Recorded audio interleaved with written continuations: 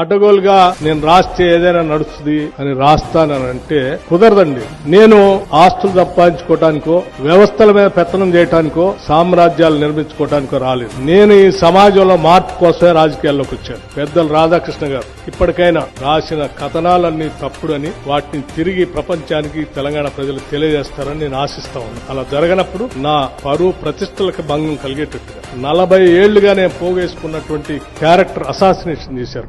నేను పోగేసుకున్న నా వ్యక్తిత్వాన్ని నువ్వు ఒక్క రోజుతో ఒక్క కాలంతో రాస్తా అంటే నేను చూస్తూ ఊరుకోవటానికి సిద్ధంగా లేదు.